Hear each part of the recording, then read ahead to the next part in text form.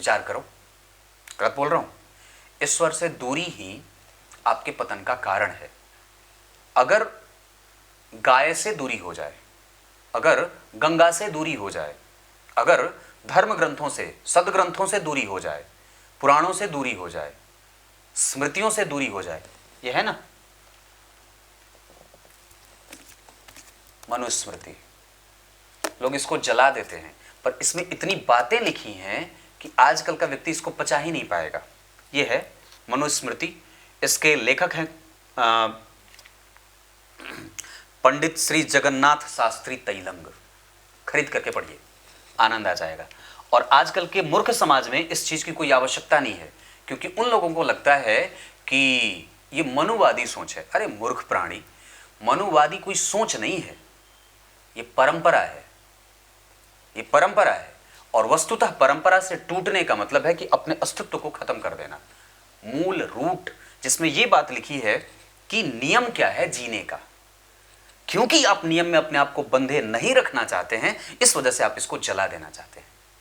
बात यहां है, क्योंकि आप अपने मूल रहस्यों को नहीं देखना चाहते कि मेरी कमजोरी क्या थी एक वक्त पे, अब तो मैं बाहर बहुत निकल आया हूं। पर उस कमजोरी की तरफ जो ना देखे वो कबूतर है, और बिल्ली कभी भी झपट्टा मार के खा जाएगी। वो है ना, एक ढोल पिक्चर में मैंने देखा था, ढोल है या धमाल है पता नहीं, अभी 2-3 दिन पहले देख रहा था कि वो दुश्मन से छुपने के लिए ट्रक के नीचे चला जाता है और ऐसे सर करके सो जाता है, और उसका दुश्मन वहीं खड़ा होकर के देख रहा होता है, गोली मारता है उसको, ऐसे गोली बंदूक लगा देता है।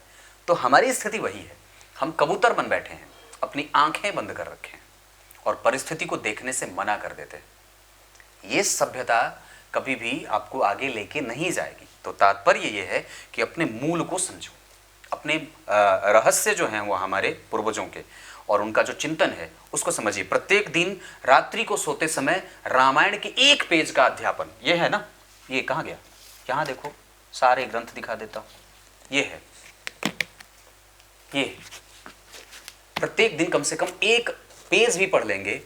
और ये रहा, ये देवी भागवत पुराण, देवी भागवत, ये सदग्रंथ है हमारे। कहां हैं आप लोग? और कोई मुझसे कल पूछ रहा था, किसी माता जी की कुंडली आई थी, तो उन्होंने पूछा कि पंडित जी किस पूछा था उन्होंने कि किस पब्लिकेशन का गीता खरीदा जाए, गीता की पुस्तक किस पब्लिकेशन की खरीदी जाए। मैंने कहा कौन कौन से पब्लिकेशन जानते हैं आप? मैं थोड़ा कड़वा हूं, कठोर हूं, बोलने में सोचता नहीं। मैंने कहा कौन से पब्लिकेशन का नाम जानते हैं? मैंने कहा, उन्होंने कहा एक आती है वो प्रभुपाद वाली। मैंने कहा वो व्यापारी है। गीता प्रेस के अतिरिक्त कोई पुस्तकालय है ही नहीं, कोई पब्लिकेशन है ही नहीं। चाओ बोल दिया, जिसको जो उखाड़ना है उखाड़ दे। गीता प्रेस एकमात्र ऐसी पुस्तिका और एक ऐसा ग्रंथ, सदग्रंथ तैयार करने वाला प्रकाशन जिसने हमें निर्णय सिंधु दिया और जिसने हमें पता नहीं क्या दिए। और उसकी कल्याण पत्रिका जो मेरे सामने ही है, मैं आप लोगों को बताऊं, जिसने जीवन में 10 रुपए में अपनी पत्रिका प्रकाशित करी। ऐसा कोई भी पब्लिकेशन नहीं करता जो सिर्फ अपनी लागत मूल्य पे अपनी किताबें बेचती है। बेचती नहीं है, दरअसल सारे व्यापारी बेचते हैं। इस पुस्तकालय और इस पब्लिकेशन ने कुछ भी आज तक नहीं बेचा है, इसने सिर्फ दिया है, इसने सिर्फ दिया है। हम लोग खोजते हैं किसको ढूंढे, अरे बेवकूफ नहीं ना, किसको ढूंढने, क्या ढूंढना है? गीता प्रेस के अतिरिक्त कोई पुस्तक मत खरीदो, सारे बेचने वाले हैं, सारे।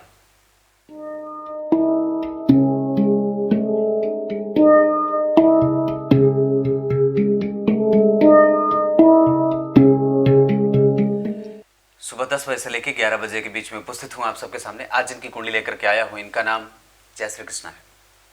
शुरू करते हैं आज का कार्यक्रम। आपको बता दूं, ये कार्यक्रम का पहला हिस्सा है और ये कार्यक्रम विस्तृत कुंडली अध्ययन के अंतर्गत जाती है। इसी कार्यक्रम का दूसरा हिस्सा आपको आज के शाम के कार्यक्रम में, जो 8 बजे प्रसारित होगा हमारे इसी चैनल पे, वो आपको वहाँ पे नवमांश, लग्न और दशमांश कुंडली के साथ साथ बाकी अन्य सवालों के उत्तर के साथ वो कार्यक्रम भी मिल जाएगा आज शाम को 8 बजे। ये कार्यक्रम का पहला हिस्सा और ये आपकी कुंडली का लग्न चार्ट। यहाँ मैं सबसे पहले आप लोगों को जन्म के दिन, वार, नक्षत्र, योग, करण, वर्ण, गण, ये इन सभी चीजों का प्रभाव जातक के ऊपर कैसा पड़ रहा है ये बताऊंगा। पर उससे पहले संवत्सर, पार्थिव संवत्सर में इनका जन्म हुआ है। व्यक्ति उलझने वाला नहीं होता, वो मिल जाए तो भी खुश है, नहीं मिले तो भी खुश है। मतलब वो प्रवृत्ति की तरफ उसका ध्यान बड़ा कम होता है, निवृत्ति का मार्ग चुनता है। प्रवृत्ति और निवृत्ति का अर्थ मेरा कहने का ये है, आप किसी चीज में जो आपने पाया है उसमें आपकी आसक्ति हो जाए, आप उसके बिना ना रहे, उसके बिना बेचैन हो जाए, वो प्रवृत्ति है आपकी। आपकी प्रवृत्ति उधर ही है। और निवृत्त हो जाना मतलब चलो कोई बात नहीं है, हो गया तो हो गया, नहीं हुआ तो भी ठीक है, मिल गया तो भी ठीक है, नहीं मिला तो भी ठीक है। ये बहुत अच्छी बात होती है। धन से चिपकना नहीं चाहिए। आपके पास अगर है तो ठीक है, जब त्यागने की बारी आएगी तो आपको मोह अगर ज्यादा रहेगा, तो प्रवृत्ति अगर ज्यादा रहेगी, उसमें आपका कनेक्शन ज्यादा रहेगा। जैसे संबंधों में अगर बहुत ज्यादा किसी के निकट चले जाएं तो दूर होने पे, बड़ा विच्छेद होने पे बड़ा दुख होता है। तो ये प्रवृत्ति का मार्ग बहुत नुकसानदायक होता है मनुष्यों के लिए, प्राणी के लिए, प्राणी मात्र के लिए।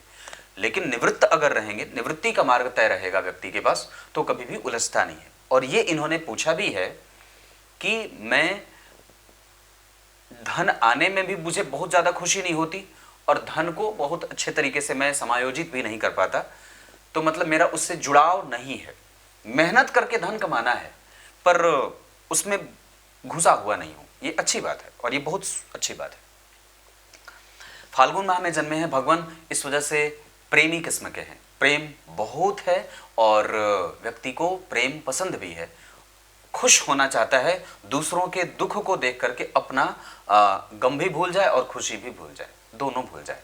ये फाल्गुन माह। उत्तरायण में जन्मे होने से व्यक्ति का प्रभाव अच्छा होता है, वो संतुलित होता है, बेहतर होता है, ज्ञानी होता है, वर्चस्व वाला होता है, अधिकार संपन्न होता है और सबसे अच्छी बात है कि वो एक साथ सबको लेकर के चलना चाहता है और सबकी मदद करने वाला होता है। स्वभावगत बहुत कोमल स्वभाव का होता है।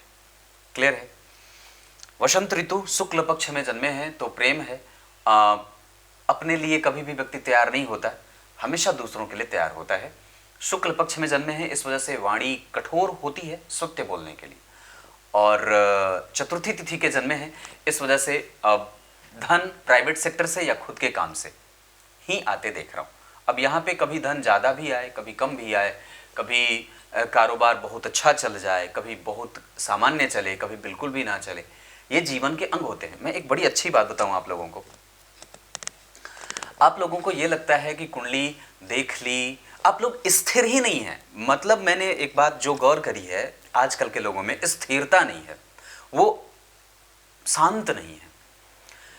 ज्योतिषियों के पास जाने का उनका एक ही मोटो होता है कि सामने वाला मुझे कोई यंत्र बता देगा, कोई पूजा बता देगा, कोई मंत्र बता देगा जिससे मेरी समस्या तुरंत खत्म हो जाएगी। और ज्योतिष में समाधान कुछ नहीं होता, सिर्फ चॉकलेट भर की बात है, आपको दे दिया जाता है, चलिए करिए, पर होना वही है जो आपके पिछले जन्म के कर्म के आधार पर आपने मांग रखे हैं। ध्यान से समझिए, ये बात ज्योतिषी कभी नहीं बोलता, पर मैं ज्योतिषी होकर के बोल रहा हूं। क्या बात कही? होना वही है जो आपके पिछले जन्म के कर्म के आधार पर आपने भगवान से मांगी है, या आपका अपना काम। ये कुंडली क्या है? ये कुंडली ये कहती है कि आपने पिछले जन्म में कैसा किया था। मतलब आप क्या जांच करने के लिए आते हैं ज्योतिषी के पास कि पंडित जी मेरी कुंडली में धन कैसा है, मतलब मैंने कैसे कर्म करे थे कि मुझे इस जन्म में कैसा धन मिलेगा। आज का किया हुआ कर्म आपको आज ही परिणाम नहीं देता है, तभी तो अगर आश्चर्य होता है, अरे आज ही किया आज ही मिल गया। अगर ऐसी कोई बात होती, ये निर्विवाद होता कि नहीं आप आज करेंगे तो आज ही आपको संतति भी मिल जाएगी और आज इंडस्ट्री लगाएंगे तो आज ही आपका प्रोडक्शन भी शुरू होगा। पर ऐसा तो है नहीं, लगाते आप आज हैं, मैकेनिज्म तैयार होता है, प्रोटोटाइप तैयार होता है, बाद में जाकर के संयंत्र बनते हैं और 10 साल बाद उसका फल मिलता है। तो कहने का तात्पर्य है कि जहां आपका एंड हुआ था वहां तक आपने क्या किया था। ये सनातन जो है, ये ज्योतिष, ये पिछले जन्म से संबंध रखता है और उसका ही परिणाम जातक को इस जन्म में भोगने को मिल जाता है। तो ये कहने का अर्थ है कि ये जो चार्ट बना हुआ है, ये जो आप डिकोडेशन देख रहे हैं, या एक जो इसका डिकोडेशन मैं करूंगा, कुंडली ज्योतिषी देखता है, तो वस्तुतः ये है क्या, ये वस्तुतः आपके पूर्व जन्म के कृत्य के आधार पर ब्रह्मा जी के द्वारा लिखी गई आपकी एक पुट्टिका है, जिसमें आपके बारे में सारी चीजें लिखी हैं। और चूंकि आप उसको पढ़ना नहीं जानते, इस वजह से इसके विशेषज्ञ के पास आप जाते हैं और अपनी बात कहते हैं। मैं इस समस्या से ग्रसित हूं, मुझे संतति नहीं है। तो संतति नहीं है, इसके पीछे का तर्क क्या है कि संतति नहीं है तो मुझे क्यों नहीं है, मैंने ऐसा क्या किया जिससे मुझे संतति नहीं है। तो आपने वर्तमान में मैथुन ज्यादा किया, इस वजह से संतति का लाभ नहीं मिला, ये वर्तमान है। पर आपने पूर्व जन्म में किसी की संतति चुराई थी, किसी की संतति को कष्ट दिया था, इस वजह से आपको संतति नहीं है। ये पूर्व जन्म से उसका कनेक्शन है। और पूर्व जन्म में आपने कोई भी अच्छे कृत्य नहीं किए थे, इस वजह से आपको संतति नहीं है। ऐसा मतलब ये उदाहरण दे रहा हूं।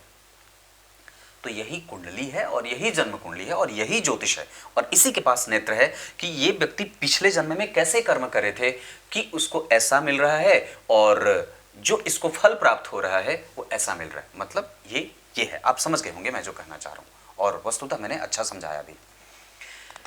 इसी को डिकोड करने के लिए ज्योतिष जैसे विषय की महत्ता सिद्ध होती है।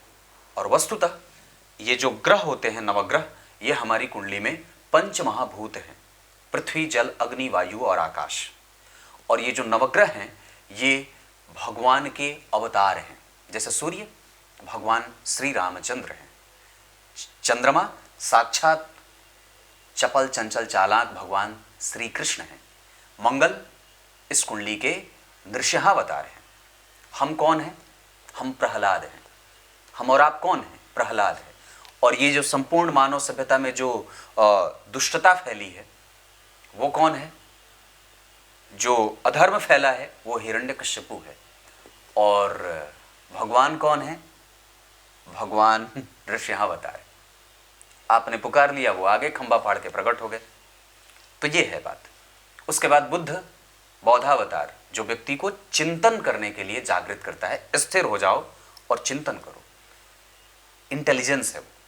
गुरु वामनावतार, जिनकी शरीर की स्थिति तो बड़ी छोटी है पर आवश्यकता पड़ने पे बृहद और विशालकाय हो जाती है, और उनके पास ज्ञान की पराकाष्ठा है। शुक्र आपकी कुंडली के परशुराम अवतार होते हैं। ये बात मैंने इस बार कार्यक्रम भी बनाया था, शनि वाराह अवतार। तो ये आपकी कुंडली के ये ग्रह होते हैं। तो दरअसल शुक्ल चतुर्थी के जन्मे होने से व्यक्ति यथेष्ट है। संतान उत्पत्ति में कभी कभी बाधाएं उपस्थित होती हैं, ये एक सामान्य सा नेचर है। और शुक्ल पक्ष के बुधवार के जन्मे होने से व्यक्ति अपना खुद का काम करेगा, बुद्धिमान होता है, वाणी प्रखर होती है, लॉजिकल होता है, तार्किक होता है और क्रुद्ध भी होता है, क्योंकि बच्चा है, बुद्ध बालकपन से युक्त, और उसके पास अपनी तर्क क्षमता। तो जब उसके तर्क पे कोई बात नहीं कसी जाती है तब उसको क्रोध आता है। ये स्थिति आपकी कुंडली में बन रही है। रेवती नक्षत्र में जन्मे हैं, बुद्धिमान हैं, तो आपसे जो लोग जुड़ जाएंगे उनका भी भाग्य चमक जाएगा। और शुभ योग में जन्मे हैं तो व्यक्ति शुभ है, सौभाग्यशाली है, किसी के लिए अशुभ नहीं है, उसकी दृष्टि किसी के लिए कुपित करने वाली नहीं हो, तो वो जलता नहीं है, किसी की प्रगति को देख करके वो जलता नहीं है, अपने काम में मतलब रखता है। और सबसे अच्छी बात है कि मकर लग्न के हैं तो अपने आप में मस्त और मशगूल रहने वाले हैं, कहीं नहीं जाइएगा, बिल्कुल स्थिर होकर के स्लो हो जाओ, एकदम शांत दत्तचित होकर के मुझे सुनिए। और कुंडली का ज्ञान आवश्यक ही है, इससे आप स्थिर होकर के अपने आप को समझ लेते हैं। तो वणिजकरण, जहाँ व्यक्ति व्यवसाय भी करना चाहे तो बिल्कुल कर सकता है। और ब्राह्मण वर्ण और देवगण के होने के कारण व्यक्ति धर्म में, शास्त्र में, पुराणों में, आख्यानों में, स्मृतियों में, ग्रंथों में विश्वास करने वाला, शुद्ध होता है। और बहुत अच्छी बात है कि ये सबको ही आदर देना चाहता है और सबसे पा भी लेता है।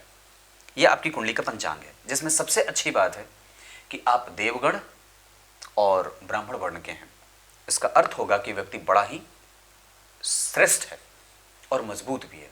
बुधवार का जन्म आपको व्यावसायिक नेचर का बना रहा है, शुक्ल पक्ष का जन्म आपको संतुलन दे रहा है और संतुलित भी बना रहा है। पार्थिव संवत्सर आपको प्रवृत्ति और निवृत्ति वाली बात जो मैंने बताई वो है। अब आपको आपकी कुंडली के पंचांग से मैं हटा करके आपके नक्षत्र की बात मैंने करी। रेवती नक्षत्र बहुत अच्छा नक्षत्र होता है, बुद्धिमान बनाने के साथ साथ व्यक्ति जिसके साथ जुड़ेगा उसका भी भाग्य बढ़ाता है। और सबसे अच्छी बात है कि उसके अंदर व्यापारिक गुण बहुत ही अंदर तक घुसे रहते हैं। वो किसी भी काम को करने से पहले बहुत ही अच्छे तरीके से एनालिटिक वे में समझता है और रहस्यमय चीज़ों का भी बहुत उद्घाटन करने में आगे रहता है। हालांकि उतना वो दिमाग नहीं लगाता किसी भी चीज़ के पीछे, बहुत ज़्यादा दिमाग नहीं लगाता, बहुत ज़्यादा मतलब डीप थॉट में नहीं जाता। सामान्यतः ऊपर से देख रहे हैं, हाँ चलो ठीक है कोई बात नहीं हो गया काम, ऐसा वाला। तो इस कुंडली में अब आते हैं कि आपकी कुंडली की सबसे अच्छी बात क्या हो सकती है और सबसे 5 कमजोर बातें क्या हो सकती हैं वो भी बताऊंगा। पर पहले 5 सबसे अच्छी बातें। लग्न पे गुरु की दृष्टि, ये ऐसे ही होगा। और 12वें भाव के अधिपति की जन्म कुंडली में स्थिति पंचम भाव पे या नवम भाव पे बहुत अच्छी नहीं होगी, इस वजह से ये एक कमजोरी है। तो सबसे अच्छी बात में से लग्न पे गुरु की दृष्टि अच्छी है, पर 12वें भाव के अधिपति का यहां बैठना बहुत अच्छा नहीं है। ये पहली बात, जोड़ा लगा दिया, एक अच्छा बताया एक दूसरा नेगेटिव बताया। दूसरी सबसे अच्छी बात है कि चंद्रमा और शुक्र जैसे 2 शुभग्रह एक साथ बैठ करके भाग्य को देख रहे हैं और चंद्रमा और गुरु का संयोग बन रहा है, गुरु और शुक्र का व्यक्ति को अनुभव मिल रहा है। क्लियर है? चंद्रमा और शुक्र और गुरु और शुक्र का, गुरु और चंद्रमा का योग बनेगा, जिससे जातक यशस्वी, ज्ञानी, बुद्धि और श्रेष्ठ होता है, साम्रांत होता है, कुलीन होता है, भ्रष्ट नहीं होता और समझदार होने के साथ साथ अनुभवी भी होता है। अगर आपके पास ये सारी चीजें हैं तो ये गुरु के कारण और चंद्रमा और शुक्र के कारण हैं। और अगर भाग्य का लाभ मिल रहा है तो इसी शुक्र और चंद्रमा के कारण मिल रहा है, क्योंकि भाग्य भाव पे 2 शुभग्रह नहीं 3-3 शुभग्रहों का प्रभाव हो जाएगा, एक गुरु और 2 चंद्रमा और शुक्र की दृष्टि। क्लियर है? पर इसके साथ कमजोरी क्या है कि इस चंद्रमा के ऊपर और शुक्र के ऊपर शनि की दृष्टि पड़ रही है, जो कि अच्छी बात नहीं होगी। क्यों? क्योंकि इस कुंडली के लिए शनि अच्छे तो होते हैं, लग्नेश हैं, लग्न में बैठे हैं, शश महापुरुष योग भी लगाएंगे, पर ये शुक्र और चंद्रमा है कौन, इसको समझने की बारी है। तो शुक्र आपकी कुंडली के लिए दशम और चंद्रमा सप्तम भाव के अधिपति, 2 केंद्रों के अधिपति का केंद्र में बैठना ठीक था। विचार करिए, 2 केंद्रों के अधिपति का केंद्र में होना ठीक था, या तो शुक्र यहां बैठ जाते या चंद्रमा यहां बैठ जाते। और आप अगर व्यापार में गए हैं तो इसी के कारण गए हैं क्योंकि दशम भाव के अधिपति तीसरे भाव में बैठे हैं और व्यापार के ही कारक सदृश या व्यापार या वणिक वर्ग का ही ब्राह्मण वर्ण का नेचर वाला ये चंद्रमा भी आपकी कुंडली में वहीं बैठा है। व्यापार भाव ये भी है और व्यापार का सुख ये भी है, आपका करियर। तो करियर कहाँ है? तृतीय भाव में। व्यापार बढ़ा करके मेहनत करके मशक्कत करके मेहनत करके ऐसा करके दे, तो ये बात यहाँ से घटित होती है। पर ये मेहनत करने के बाद हो और रेगुलराइज ना हो, एक जैसा ना हो, तो ये एक नेगेटिव पक्ष रहा। सप्तम भाव को और दशम भाव को क्रमशः या इस भाव के अधिपति को अगर क्रमशः अगर शुक्र ने देखा हो या गुरु ने देखा हो तो इन दोनों ही भावों का लाभ व्यक्ति को मिलता रहता है। क्योंकि आपकी कुंडली में पंचम भाव पे भी गुरु की दृष्टि है ना, 9वीं, 1 2 3 4 5 6 7 8 9, तो गुरु की दृष्टि 5वीं यहाँ पे, गुरु की दृष्टि 7वीं अपनी राशि पे। यो यो भावो स्वामी दृष्टो युतो वा, जिस भाव का अधिपति अगर उसको देख ले तो भाव बढ़िया हो जाता है, बलवान हो जाता है। और ये जीवन का और ज्योतिष का सर्वमान्य सिद्धांत है जिसको कोई भी ज्योतिषी कभी इनकार नहीं कर सकता। और गुरु की दृष्टि अगर पंचम भाव पे, लग्न पे और किसी भी भाव पे जाए तो कई बार कमजोर नहीं होती, कुछ सिद्धांतों को छोड़ दें तो गुरु की दृष्टि यहाँ के लिए थोड़ी कमजोर होगी क्योंकि नीच की दृष्टि देख रहे हैं। गुरु की दृष्टि यहाँ के लिए बहुत अच्छी होगी जहाँ व्यक्ति को संतान का, मेहनत का, कम्युनिकेशन का, उसका जो माइंडसेट होता है वो व्यापारिक होता है, कम्युनिकेशन उसका बहुत अच्छा होता है, अब व्यापार बहुत अच्छा चले, करियर बहुत ही बिल्डअप करता है, आगे बढ़ता है और निश्चित रूप से वो व्यापारिक किस्म का होकर के किसी को भी असंतुष्ट ना करता हुआ अपना लक्ष्य प्राप्त कर लेता है। वहीं पंचम भाव जो कि संतान और पुत्र का आदि आदि चीज़ों का होता है, यश, कीर्ति, मान, सम्मान, समाज में प्रतिष्ठा, पद, गौरव, कुल, प्रभाव, आभाव, इन सब चीज़ों का क्षेत्र, प्रेम, लाड, प्यार समाज में जो मिलता है या जो वो लोगों को देता है वो मिल जाता है। पर थोड़ी बहुत मेहनत करने के बाद इन्होंने एक सवाल पूछा है कि मेरे कुटुंबजनों से मेरी कई बार या भाइयों से मेरी जो स्तुति है, माता जी से वो जो प्रेम है वो मुझे नहीं मिल पाता जो मुझे मिलना चाहिए। वो कारण है भगवान, क्योंकि यहाँ केतु बैठे हैं, गुरु की दृष्टि नहीं होती तो उन लोगों का स्नेह और भी नहीं मिलता, क्योंकि कुटुंब का सुख ये है। और इस भाव के अधिपति देखिए, वस्तुतः तो शुक्र और चंद्रमा के एक साथ बैठना बहुत अच्छा नहीं होता, शनि से दृष्ट हो जाते हैं तो थोड़े कमजोर भी हो जाते हैं। चंद्रमा के ऊपर शनि की दृष्टि बहुत अच्छी नहीं होगी। यहाँ पे बैठे हैं सूर्य और बुध, ये भी बहुत अच्छे नहीं बैठे हैं। विचार करिए क्यों? सूर्य कौन है? आपकी कुंडली का अष्टमेश, और बुध कौन है? आपकी कुंडली का भाग्येश। तो अष्टम भाव के अधिपति अगर भाग्य भाव के अधिपति के साथ बैठेंगे तो गड़बड़ी करेंगे, अष्टमेश जहां बैठे और अष्टमेश जहां देखे, उन सबको परेशान करता है। पर सूर्य ने एक बहुत अच्छा काम यह किया है कि अपने ही भाव को देखा है। तो गुरु ने भी अपने भाव को देखा और सूर्य ने भी अपने भाव को देख लिया। पर अष्टमेश के साथ भाग्य भाव के अधिपति का जाना धन भाव में कई बार कुटुंबजनों से और गाड़े हुए धन को प्राप्त करने में मेहनत करने के बाद वो प्राप्त हो जाए, पर उन लोगों के साथ थोड़ी बहुत गड़बड़ी होती है। मैं जल्दी जल्दी तो नहीं बोल रहा हूं, बिल्कुल स्थिर हूं और आप भी हो जाइए। तो ये सूर्य की दृष्टि यहां के लिए अच्छी होगी। व्यक्ति का स्वभाव गर्म हो जाता है क्योंकि सूर्य उष्ण ग्रह होते हैं।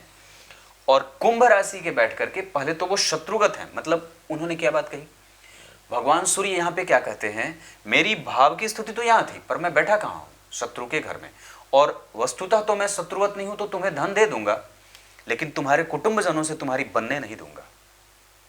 तो किससे नहीं बनने देंगे, वो आपके स्वभाव को सबसे पहले तो गर्म बना रहे थे।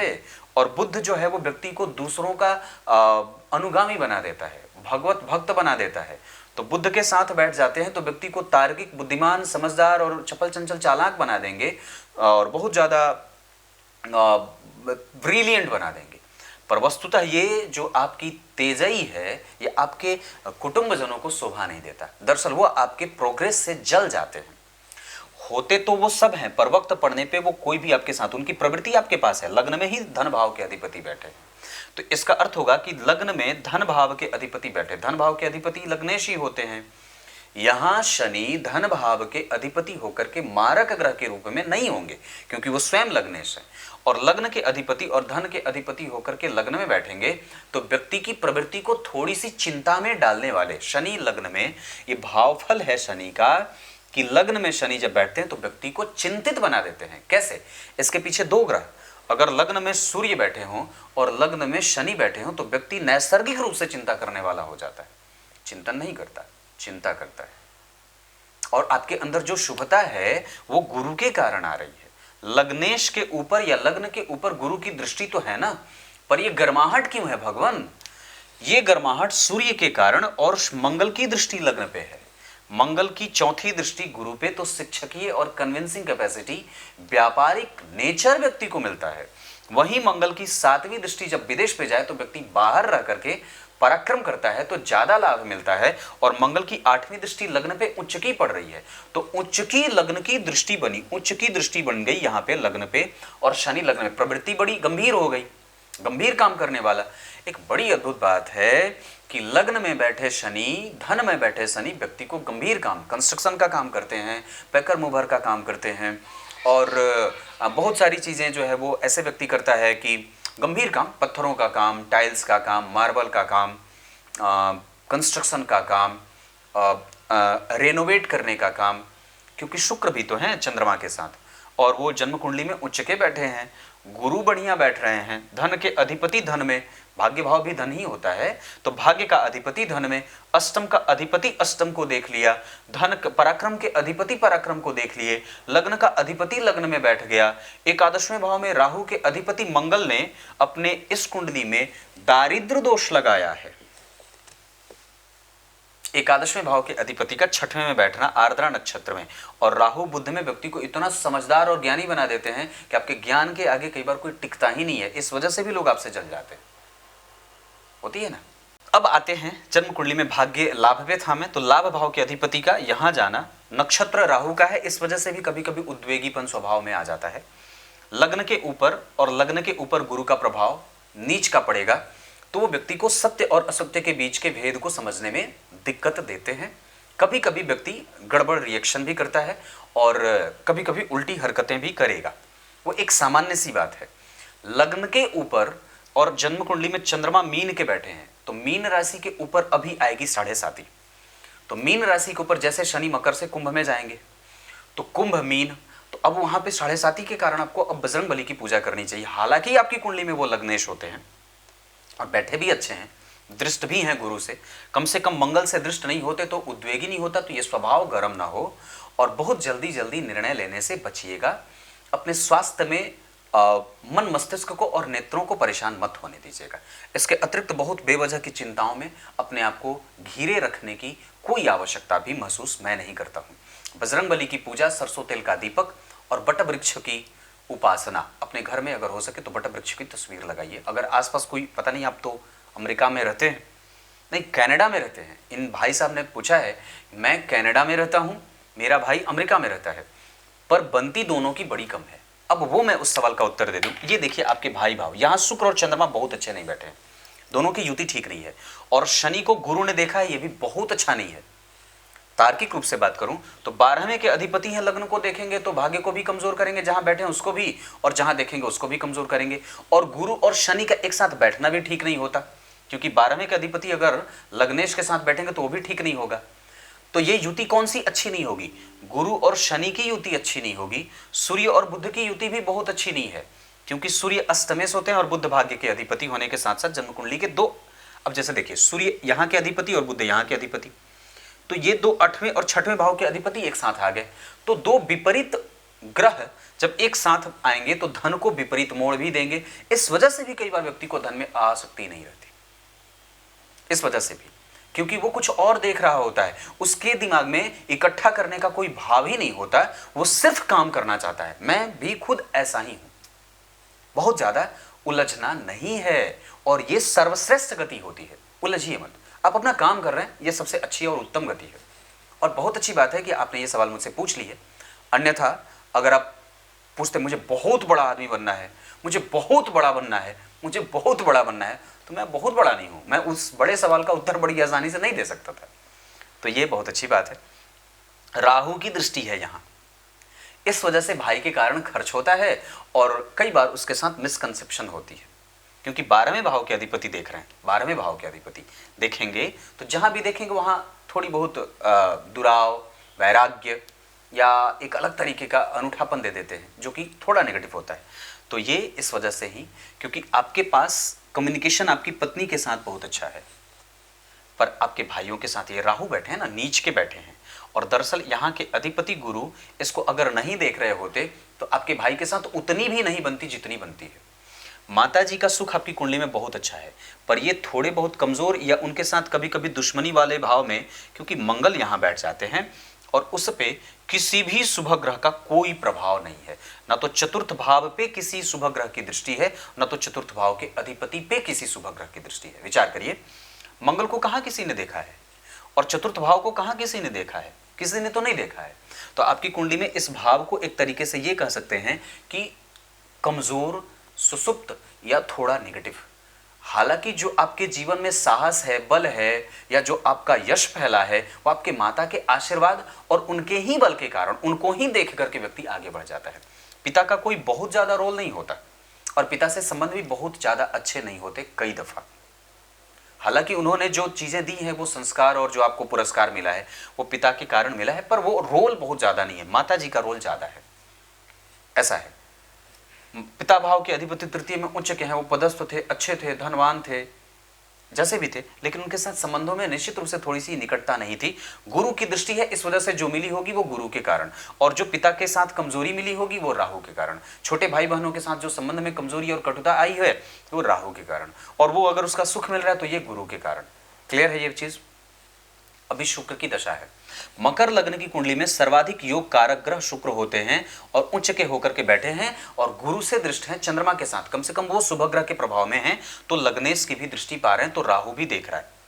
राहु और शनि दो शुभ ग्रहों का प्रभाव नहीं, पापक ग्रहों का प्रभाव, दशम भाव के अधिपति, और इस कुंडली के सर्वाधिक योग कारक ग्रह आपकी कुंडली में किस चीज की बढ़ोतरी कर रहे हैं? अपना विस्तार करिए, प्रचार करिए, जितना ज्यादा हो सके अपने PR पे काम करिए, जितना ज्यादा हो सके अपने फैलाव पे काम करिए, विस्तार।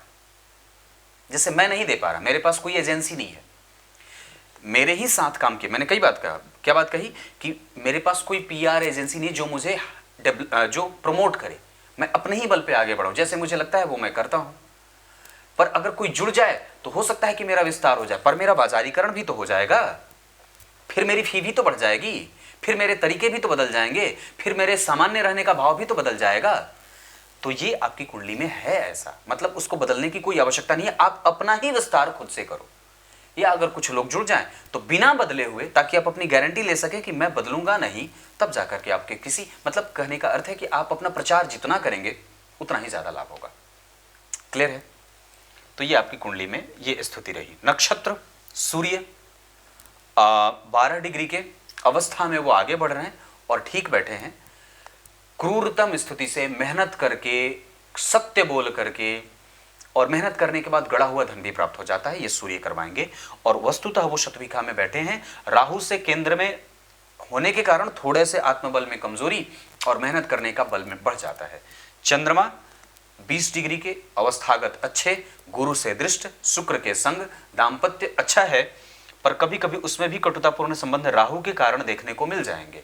इसका अर्थ होगा कि पत्नी का कारोबार और पत्नी का कम्युनिकेशन और पत्नी के साथ संपर्क कभी कभी जब कमजोर शुक्र की दशा चलेगी, उनके लिए भी, आपके लिए शुक्र की दशा खराब नहीं है, अभी आप उसी दशा में जी रहे हैं। 2032 के अक्टूबर तक ये दशा चलेगी, 2032 के। और ये सूर्य कुंभ राशि में बैठे हैं, अग्नि तत्व के ग्रह वायु तत्व की राशि में बैठे। बुध जो है वो जन्म कुंडली में 29 डिग्री का है, तो व्यापार कभी कभी गलती का शिकार हो जाता है, निर्णय कभी कभी व्यक्ति गड़बड़ और गलती ले बैठता है, मतलब डिसीजन मेकिंग कैपेसिटी आपकी कुंडली में ठीक है।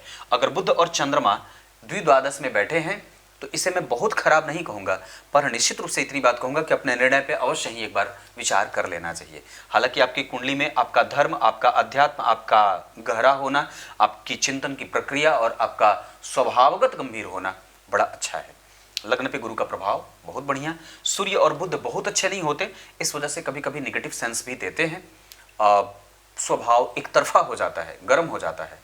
तो अब एक बात और भी है, जैसे आपने मुझसे पूछा या कोई भी व्यक्ति जो पूछता है कि मुझे बहुत ज्यादा क्रोध है, तो वो दो स्थितियों में होता है। क्रोध की परिभाषा ये है कि आप अपने आप को ही ब्रह्मांड का नियंता मान लेते हैं, और जब उसके विपरीत होता है तो कई बार आप समझते हैं कि नहीं, मेरे हिसाब से ये नहीं हुआ है। मतलब ब्रह्मांड का नियंता और संपूर्ण मालिक जब आप मानते हैं तो उतने क्षण के लिए आप ईश्वर के अस्तित्व को भूल जाते हैं और ईश्वर से आपकी दूरी बन जाती है, और यही दूरी ईश्वर से आपके पतन का कारण बन जाती है। विचार करो, गलत बोल रहा हूं? ईश्वर से दूरी ही आपके पतन का कारण है। अगर गाय से दूरी हो जाए, अगर गंगा से दूरी हो जाए, अगर धर्म ग्रंथों से, सदग्रंथों से दूरी हो जाए, पुराणों से दूरी हो जाए, स्मृतियों से दूरी हो जाए, यह है ना मनुस्मृति, लोग इसको जला देते हैं, पर इसमें इतनी बातें लिखी हैं कि आजकल का व्यक्ति इसको पचा ही नहीं पाएगा। यह है मनुस्मृति। इसके लेखक हैं पंडित श्री जगन्नाथ शास्त्री तैलंग। खरीद करके पढ़िए, आनंद आ जाएगा। और आजकल के मूर्ख समाज में इस चीज की कोई आवश्यकता नहीं है, क्योंकि उन लोगों को लगता है कि ये मनुवादी सोच है। अरे मूर्ख प्राणी, मनुवादी कोई सोच नहीं है, ये परंपरा है, ये परंपरा है। और वस्तुतः परंपरा से टूटने का मतलब है कि अपने अस्तित्व को खत्म कर देना। मूल रूट जिसमें यह बात लिखी है कि नियम क्या है जीने का, क्योंकि आप नियम में अपने आप को बंधे नहीं रखना चाहते हैं, इस वजह से आप इसको जला देना चाहते हैं। बात यहां है, क्योंकि आप अपने मूल रहस्यों को नहीं देखना चाहते कि मेरी कमजोरी क्या थी एक वक्त पे, अब तो मैं बाहर बहुत निकल आया हूं। पर उस कमजोरी की तरफ जो ना देखे वो कबूतर है, और बिल्ली कभी भी झपट्टा मार के खा जाएगी। वो है ना, एक ढोल पिक्चर में मैंने देखा था, ढोल है या धमाल है पता नहीं, अभी 2-3 दिन पहले देख रहा था कि वो दुश्मन से छुपने के लिए ट्रक के नीचे चला जाता है और ऐसे सर करके सो जाता है, और उसका दुश्मन वही खड़ा होकर के देख रहा होता है, गोली मारता है उसको, ऐसे गोली बंदूक लगा देता है। तो हमारी स्थिति वही है, हम कबूतर बन बैठे हैं, अपनी आंखें बंद कर रखे हैं और परिस्थिति को देखने से मना कर देते हैं। ये सभ्यता कभी भी आपको आगे लेके नहीं जाएगी। तो तात्पर्य ये है कि अपने मूल को समझो, अपने रहस्य जो हैं वो हमारे पूर्वजों के और उनका जो चिंतन है उसको समझिए। प्रत्येक दिन रात्रि को सोते समय रामायण के 1 पेज का अध्यापन, ये है ना, ये कहाँ गया, यहाँ देखो, सारे ग्रंथ दिखा देता हूं, ये है, ये प्रत्येक दिन कम से कम 1 पेज भी पढ़ लेंगे। और ये रहा, ये देवी भागवत पुराण, देवी भागवत, ये सदग्रंथ है हमारे, कहाँ हैं आप लोग? और कोई मुझसे कल पूछ रहा था, किसी माता जी की कुंडली आई थी, तो उन्होंने पूछा कि पंडित जी किस पूछा था उन्होंने कि किस पब्लिकेशन का गीता खरीदा जाए, गीता की पुस्तक किस पब्लिकेशन की खरीदी जाए। मैंने कहा कौन कौन से पब्लिकेशन जानते हैं आप? मैं थोड़ा कड़वा हूँ, कठोर हूँ, बोलने में सोचता नहीं। मैंने कहा कौन से पब्लिकेशन का नाम जानते हैं? मैंने कहा, उन्होंने कहा एक आती है वो प्रभुपाद वाली। मैंने कहा वो व्यापारी हैं। गीता प्रेस के अतिरिक्त कोई पुस्तकालय है ही नहीं, कोई पब्लिकेशन है ही नहीं। चाओ बोल दिया, जिसको जो उखाड़ना है उखाड़ दे। गीता प्रेस एकमात्र ऐसी पुस्तिका और एक ऐसा ग्रंथ, सदग्रंथ तैयार करने वाला प्रकाशन जिसने हमें निर्णय सिंधु दिया और जिसने हमें पता नहीं क्या दिए। और उसकी कल्याण पत्रिका जो मेरे सामने ही है, मैं आप लोगों को बताऊं, जिसने जीवन में 10 रुपए में अपनी पत्रिका प्रकाशित करी। ऐसा कोई भी पब्लिकेशन नहीं करता जो सिर्फ अपनी लागत मूल्य पे अपनी किताबें बेचती है। बेचती नहीं है, दरअसल सारे व्यापारी बेचते हैं। इस पुस्तकालय और इस पब्लिकेशन ने कुछ भी आज तक नहीं बेचा है, इसने सिर्फ दिया है। इसने सिर्फ दिया है। हम लोग खोजते हैं किसको ढूंढे, अरे बेवकूफ नहीं ना, किसको ढूंढने? क्या ढूंढना है? गीता प्रेस के अतिरिक्त कोई पुस्तक मत खरीदो, सारे बेचने वाले हैं, सारे, सब। तो ये बात इतनी सी रही। तो मैं कहां था? आप लोगों को यह बात समझनी होगी, रामायण गीता प्रेस का, चाहे जो भी हो, बाकी की कोई पब्लिकेशन ना खरीदो, ना किसी राइटर का, कोई राइटर नहीं। सब आजकल के जितने भी हैं वो सिर्फ उसी चीज को पढ़ करके अपनी भाषा शैली में जोड़ करके बनाते हैं और बाद में आपके मन का मत्था मस देते हैं। अन्यत्र कहीं नहीं जाने की आवश्यकता है। संपूर्ण विश्वसनीयता का प्रतीक एकमात्र गीता पब्लिकेशन, गीता प्रेस। बाकी सब व्यापारी और सब झूठे हैं, सब झूठे हैं। हाँ, मैं तो ये भी बोल देता हूं, बाकी किसी पे मेरा भरोसा नहीं है, आप लोगों का होगा, पर मैं इतनी बात कठोरता से बोल देता हूं। तो अपने घर में कम से कम सदग्रंथ रामायण रखिए। और कितनी व्यस्तता होगी आपकी, अगर कितनी व्यस्तता हो, एक पेज पढ़ने की व्यस्तता तो नहीं होगी, इतनी भी व्यस्तता नहीं होगी कि आप रामायण के एक पेज ना पढ़ सकें। गीता जी का एक अध्याय 18वां गीता प्रेस की गीता जी, बाकी अन्य कोई गीता जी नहीं, सिर्फ गीता प्रेस की गीता जी, सिर्फ गीता प्रेस। मेरे घर में जितने भी हैं, ये भी जितने भी सब सारे ग्रंथ गीता प्रेस के ही। और कम से कम मेरे पास 50,000 की पुस्तकें पढ़ी होंगी, मैंने लगाए हैं, तो सब सारे गीता प्रेस के। इस वजह से बाकी किसी पे भरोसा नहीं, बाकी सब व्यापारी हैं। एकमात्र गीता, अपने घर में गीता प्रेस की छपी हुई कल्याण पत्रिका मंगाइए। 10 रुपए की कीमत है भगवान, 10 रुपए की। ऐसा कौन सा मैगजीन है जो 10 रुपए में आपको मिल जाता है और उसके ज्ञान की पूछो मत, और भगवान के प्रति श्रद्धा की पूछो मत। तो ये डिस्ट्रैक्ट हो गया मैं, अब आता हूं वापस बिंदु पे। तो सूर्य और चंद्रमा, मंगल आपकी कुंडली में क्रोध दे रहे हैं और बुध आपकी कुंडली में आपको बुद्धिमान बनाने के साथ साथ जिस स्थिति में बैठे हैं वो आपको गुरुतुल्य बना रहे हैं, परंपराओं में विश्वास रखने वाला बना रहे हैं, भगवत भक्ति का पाठ पढ़ाने वाले, और साथ ही साथ वो धन आगमन के सोर्स जनरेट कर रहे हैं। थोड़े से अगर अवस्थागत वो 29 डिग्री के हैं, अगर और अच्छे होते तो ये व्यापार में कभी कभी जो थोड़ी बहुत मशक्कत होती है वो भी नहीं होता। तो बुध, उसके बाद गुरु जन्म कुंडली में 19 डिग्री के वक्री होते हैं तो थोड़े कमजोर भी हो जाते हैं और वो कई बार पेट से संबंधित बीमारियां भी देते हैं। तो गुरु ये है, और दरअसल वो अकेले बैठे हैं तो कुछ ऐसा मैंने एक बात देखी है कि कोई आवश्यक नहीं है कि गुरु अकेले बैठेंगे तो भाव की हानि करेंगे, ये कोई जरूरी नहीं है, ये कुंडली कुंडली के ऊपर निर्भर करती है। तो यहाँ पे जिस तरीके की स्थिति हस्त नक्षत्र में बैठे हैं, चंद्रमा देख रहे हैं, तो गुरु चंद्र का योग अच्छा होगा। अगर आपके अंदर धर्म और शास्त्र ज्ञान आदि की चीजें नहीं होती तो आप यहाँ नहीं आते मेरे पास, या फिर इन सब क्षेत्रों में आपका भरोसा नहीं होता।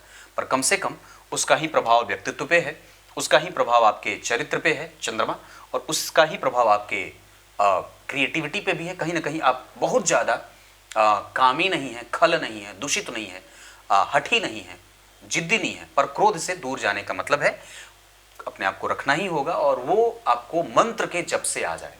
अपने जीवन में कोई एक मंत्र रखिए और उसका निरंतर जप करिए। क्रोध सबसे ज़्यादा भगवान नारायण के पास है, और सबसे ज़्यादा काम नेश जो है वही भगवान नारायण के पास है। उनके ही प्रतीक स्वरूप भगवान सूर्य, जो अपने तेज से जला करके भस्म करने की शक्ति और पोषित करने की शक्ति रखते हैं। भगवान सूर्य के मंत्रों का जप करिए। ओम आदित्याय नमः से सर्वोत्तम कुछ नहीं है। भगवान नारायण की पूजा से बड़ी कोई पूजा नहीं है। भगवान शिव की पूजा से कोई बड़ी पूजा नहीं है। भगवान शिव के मंदिर के दर्शन और धोने से बड़ी कोई पुण्यजनक कोई काम नहीं है। ये सब काम करते रहना चाहिए। अपने जीवन में गीता जी को, अपने जीवन में गंगा को, अपने जीवन में ग्रंथों को, अपने जीवन में गुरुजनों का हमेशा अगर जीवन में लगा रहे तो आपको कोई हरा नहीं सकता है। कोई ज्योतिषी के पास आपको जाने की आवश्यकता नहीं पड़ेगी। चाहो ये भी बोल दिया। तो ये हैं गुरु, और उसके बाद शुक्र उच्च के हैं। आपका कम्युनिकेशन अच्छा है, उसको और भी ज़्यादा बेटर बना सकते हैं तो बना लीजिए। शुक्र के बाद शनि लग्न में बैठे हैं, अच्छे हैं, गंभीर हैं, चिंतित करेंगे, उनका नेचर होगा। मन कभी कभी परेशान होगा क्योंकि पापक ग्रह का चंद्रमा है, क्षण चंद्रमा है, और क्षण चंद्रमा पे गुरु की दृष्टि है तो थोड़ा बल मिलेगा, शनि की दृष्टि है तो थोड़ा बल मिल जाता है, लेकिन चिंता भी दे देते हैं क्योंकि कम से कम पंचमेश छठवें भाव में चले जाएं, तीसरे में चले जाएं, 12वें में चले जाएं, 8वें में चले जाएं तो कष्ट होता है। संतान उत्पन्न होने में, संतति बीमार, संतान को कष्ट होता है, उसको कई बार गड़बड़ी देखी जाती है उसमें। पर गुरु की दृष्टि उस क्षति की पूर्ति कर दे, लेकिन वो 12वें भाव के अधिपति हैं, इस वजह से उनके पास भी थोड़ी कमजोरी होगी अपनी। वो खुद कहेंगे कि मैं बहुत अच्छा, अगर किसी अच्छे भाव का अधिपति होता। हालांकि एक बात मैंने बताई थी, बहुत अच्छी बात है और याद भी आ गई, कि गुरु अगर मकर लग्न की कुंडली के लिए 12वें भाव के और तीसरे भाव के अधिपति हैं तो क्या वो खराब हो जाएंगे? ऐसा नहीं है। वो कहीं भी बैठेंगे, कहां, यहां कहीं भी बैठेंगे तो अच्छे ही होंगे, क्योंकि उनके पास अच्छाई के अतिरिक्त तो कुछ है ही नहीं। क्योंकि जिस तरीके से भगवान ने माता कुंती को दुख देने से मना किया था, क्योंकि उनके पास दुख नहीं है, ठीक उसी तरीके से गुरु के पास कष्ट नहीं है। वो छोटी मोटी परेशानी देते हैं, पेट, सरीखा, कोई सामान्य बीमारियां और सामान्य कष्ट देते हैं। उनके पास बहुत बड़ा कष्ट कभी भी नहीं होगा। उन्होंने ही आपको ले जाकर के बाहर आपके भाग्य का बल दिया है। विदेश भाव के अधिपति हैं, भाग्य में बैठे हैं, शुक्र और चंद्रमा जैसे दो शुभग्रह उनको देख रहे हैं, तो उसका एक अतिरिक्त बल मिला है। धर्म भाग का कारक है, धर्म में बैठा है तो दिक्कत क्या है? अनुभवी बना रहे हैं वो। तो ऐसे उनके ऊपर लांछन लगाने जैसी कोई बात नहीं है। बिल्कुल भी मत घबराइए, अभी सर्वोत्तम दशा में आप जी रहे हैं, इसके बाद भी वाली दशा आपकी कुंडली में कमजोर नहीं है, क्योंकि सूर्य उस भाव को देख रहे हैं। क्लियर है? तत्वतः आपकी कुंडली में शनि अच्छे बैठे हैं, शुक्र और चंद्रमा भी ठीक बैठे हैं। मीन तत्व, मीन राशि जल तत्व की राशि है। चंद्रमा और शुक्र इस तरीके के प्रकृति के ग्रह होते हैं, भूमि भवन आदि का सुख दे देते हैं, ऐश्वर्य मिलता है, माता का सुख मिलता है, माता की आयु लंबी होती है, आदि आदि चीज़ें। और माता और भाई से लड़ने का अर्थ होगा कि आप खुद को परेशान करेंगे, क्योंकि उनके बिना न तो आप हैं और न तो आपके बिना वो हैं। ये बड़ी गंभीर बात है, उनके बिना आप नहीं हैं, क्योंकि भाई जैसा तो कोई है नहीं और किसी को आप भाई बना नहीं सकते। ये मैसेज है मेरा आपके लिए कि कोई है नहीं और ना आप किसी को बना सकते। तो छोटी छोटी चीज़ों पे जब आप इतने बड़े डॉलर में काम करते हैं तो फिर ये संबंधों में वो डॉलर काम क्यों नहीं आता है? विचार करो। उस डॉलर का एक सिक्का भी अगर आप उसके साथ पैसे के अतिरिक्त सिर्फ मीठी बोली से अगर बैठ जाएंगे तो डॉलर बहुत हल्का पड़ जाएगा और संबंध बहुत भारी पड़ जाएंगे। तो संबंध बहुत अच्छी बात है कि उसके साथ आप विकसित तो करिए अपने आप को। मेंटेलिटी अगर बढ़िया बन रही है और वो गर्माहट से युक्त है तो वो सूर्य के कारण है और अपने जीवन में मंत्र के अनुपस्थिति के कारण है। मंत्र जपिए, वो आपको शांत कर देगा, गंभीर कर देगा और स्थिर कर देगा और दरअसल आपको आपके आप से मिला देगा। क्लियर है? राहु इस कुंडली में थोड़े कमजोर, हालांकि इस भाव के लिए बहुत अच्छे नहीं है। आपकी कुंडली में एकादशवां भाव खराब बना है, इस वजह से कई बार अक्वायर करने में दिक्कत होती है। इस भाव के अधिपति दारिद्र दोष लगाए हैं, इस भाव पे किसी शुभ ग्रह का कोई प्रभाव नहीं है, इस वजह से भी मतलब चतुर्थ और एकादशवां इस कुंडली में थोड़े कमजोर भाव बने हैं। लग्न अच्छा, धन अच्छा, तृतीय अच्छा, चतुर्थ कमजोर, पंचम थोड़ा कमजोर, पर गुरु की दृष्टि के कारण वो संभल जाएगा। छठवां भाव जन्म कुंडली में ठीक बना है, पर यहां भी दारिद्र दोष लगा है।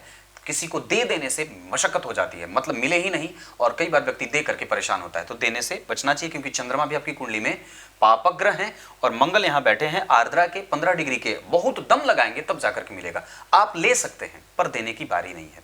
सातवां भाव जन्म कुंडली में ठीक बना है, क्योंकि सप्तमेश और सप्तम भाव के अधिपति शुभ भाव में, शुभ ग्रहों के साथ, शुभ भाव में तो नहीं है पर अपने भाव से 5 घर आगे बैठे, इस वजह से खराब नहीं होगा। गुरु से दृष्ट है, इस वजह से खराब नहीं होगा। शुक्र के साथ है, सर्वाधिक योग कारक ग्रह के साथ, तो खराब नहीं होगा। पर युति बहुत ज्यादा अच्छी नहीं है। शुक्र और चंद्रमा के यहाँ बैठना बहुत ज्यादा अच्छी नहीं होगी, कारण क्योंकि शनि से दृष्ट हो जाए, पर पापक ग्रहों का प्रभाव थोड़ा सा रहता है। तो ये सातवां, आठवां ठीक बना, नौवां बहुत अच्छा, दसवां बहुत अच्छा है। पिता के साथ संबंध और भी ज्यादा अगर हैं तो विकसित करिए और अपना व्यापार आप और भी ज्यादा प्रचार करने की बारी है। और अभी चुपचाप इसी एक्सेलेटर गति के साथ आप आगे बढ़ते रहिए, अभी रुकने की कोई स्थिति नहीं है। एकादशवां भाव कमजोर है, 12वां भाव आपके भाग्य को बढ़ा भी रहा है और कई बार थोड़ी बहुत कमजोरी भी पैदा कर रहा है। कुछ इसी तरीके से आज के कार्यक्रम का समापन करते हैं। शाम का कार्यक्रम देखना मत भूलिएगा। तब तक के लिए बहुत बहुत नमस्कार।